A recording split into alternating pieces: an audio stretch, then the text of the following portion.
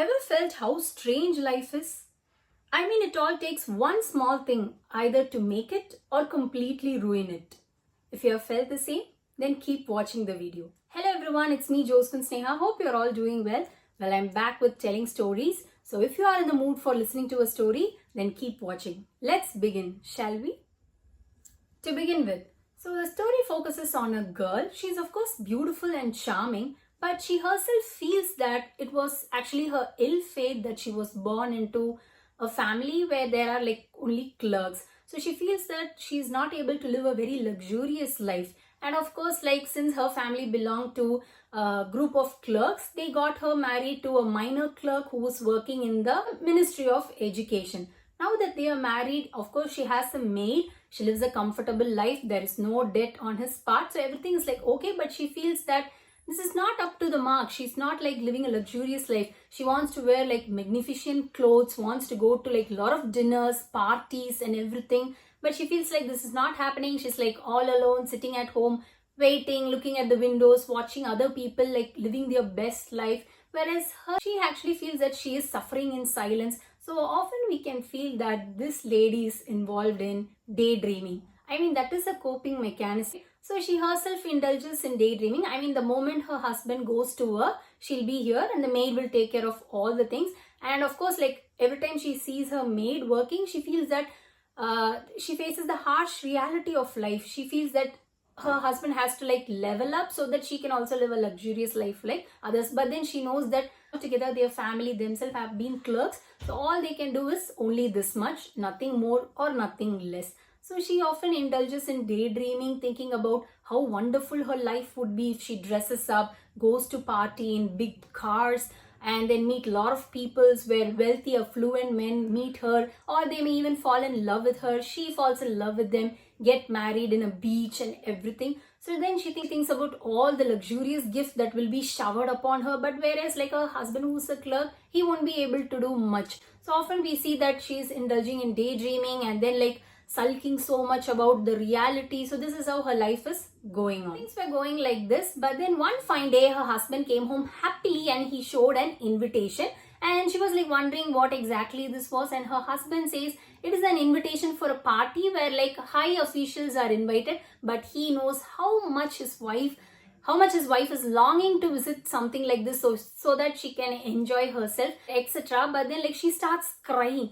Like he's happily holding the card and she starts crying. So he asks like what's wrong, if he has done anything wrong to upset her, and then she says that it is not fit for someone who's poor like her, because like she doesn't have anything good to wear for party in that case. Her husband was unable to decipher what she was implying, because he got the invitation, only selective people were like welcomed, but then he managed to get it for his wife. But still she was not happy, and then he was thinking that she of course like has some of the decent dresses so far which she wears for the theater or for weddings, anniversaries, etc. But then like his wife was not ready to accept it. She says that there is no dress that is fit to attend this party or something like a ball, like a ballroom event.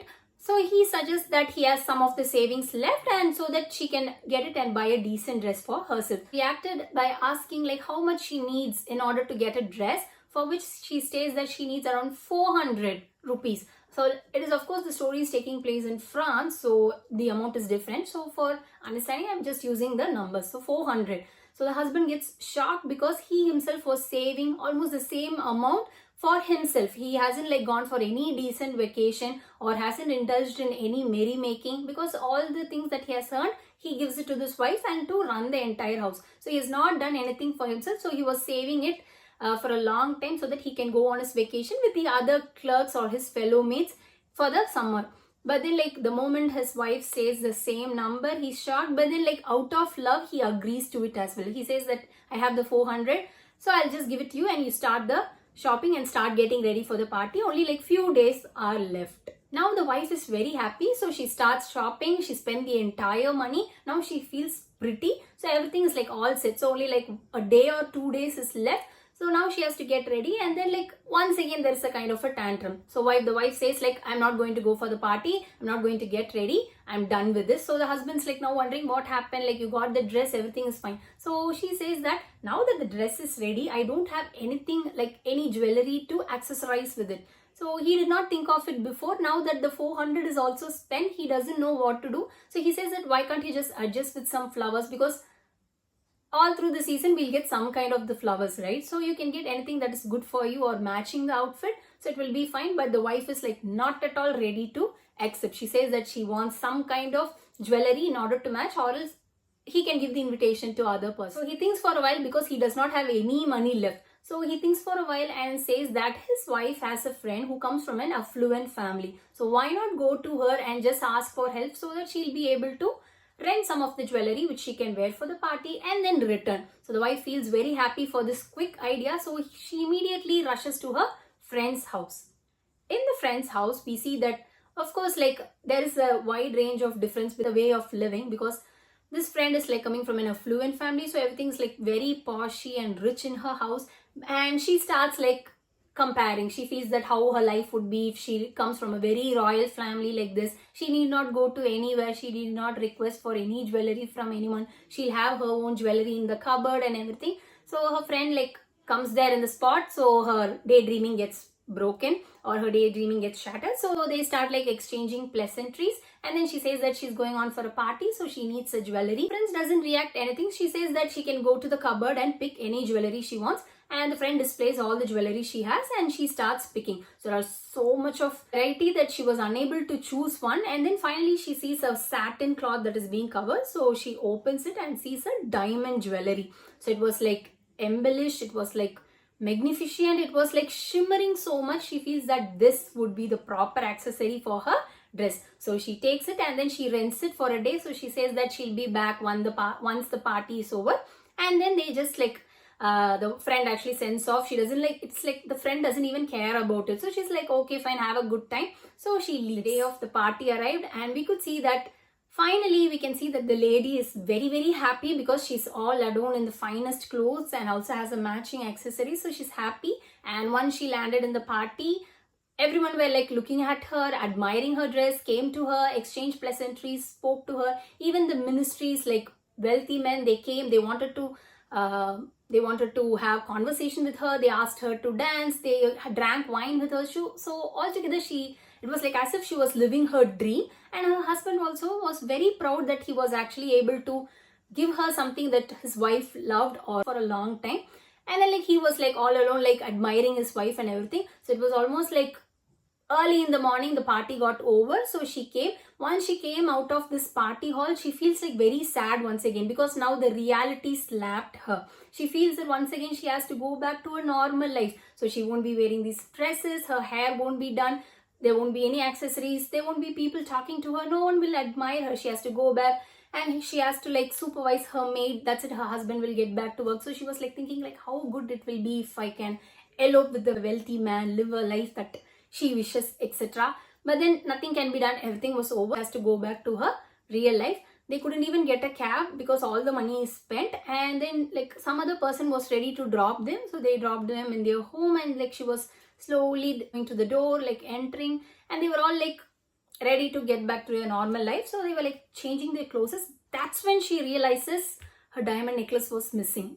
Yes, now that her diamond necklace is missing, she started screaming. This got the attention of the husband, who wants to know, and he was shocked as well, because it's a diamond necklace, right? So what could be done? So they start searching everywhere in the house, and he goes back once again. He also was like tense because he has to get back to the work. He was not able to like take leave on that day, so he has to get back, but the necklace was missing. So he starts searching everywhere.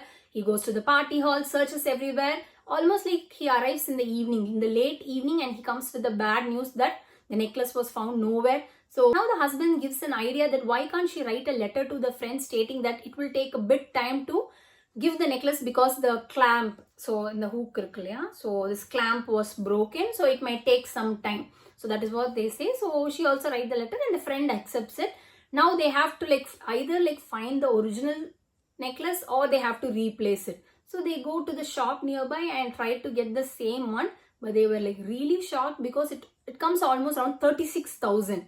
So this is something they can never imagine, but no other option. So he starts like looking for financial support. It seems like his father has left few money, like around 12,000. So he takes it. It's almost like the life savings of his father he has left, but he has to take it. And then he got a bit more money from his friend and everyone. He went to the bank, so he got money, and then he finally got the diamond necklace and he gave it to his wife. So this wife replaced it after a week or so to the friend. And once she gave it to her friend, now she understood that it's going to be a very tough and long journey. Stating earlier, it is very true. So they stopped the maid. They actually like left the house, the comfortable living, and they moved to a very small house. It was like as if the roof was hitting their head. So that is how it was. So all the comfort that she enjoyed, only now she realized, because she felt that that wasn't enough, but now she feels how much she should have been felt grateful to it, because now she herself has to do all the work. Her husband was working 3 jobs because it wasn't enough. There was some paycheck or the other. They have to pay the debts and everything. So it was almost after 10 years they were finally able to pay everything. Now everything is gone. So almost it's like her beauty, charm, everything is gone, and with the extra stress and everything. So it was almost like she has aged even 20 years more. And one fine day she was walking in the park and she meets the friend. Friend is the one who gave the necklace. So she goes and meet her, but her friend couldn't even recognize her, because it's almost like she has aged so much. And she asks like what about her whereabouts and everything. So she feels that now that the necklace is replaced and the debt is all like over, she reveals the truth. She says that everything is because of the diamond necklace that she rented, because she lost it and then she got a replica of it and it costed around 36,000. So it took like almost 10 years for them to work so hard to pay. So listening to this, her friend was not even shocked. She stated that the jewelry, the diamond jewelry she rented, it was an imitation jewelry and it costed only around 5,000 rupees. So that is all. Hearing this, the protagonist was shocked, but she lost everything, right? So that's the end. If you look into the story, you can actually find, as I told earlier, it all takes one small thing to either make our life or completely ruin it. So remember that you need to be more careful about things you do. If you actually look out for temporary happiness, temporary things that needs to be done, temporary stuffs that can satisfy your ego or your happiness, then you are going to pay a very big price, which is why you need to move in a very calm way, because in a moment of heat we might like jump to do certain things. In order to avoid jumping into conclusion, make sure to take a deep breath and understand that we have so much left in our life to be grateful. Okay, so practice this, and if you like this story or if you feel like you want to share this to your friend, make sure to share this, and also make sure to subscribe to this channel so that you will get the updates then and there. Stay safe, make healthy choices, and I will meet you in next video. Bye.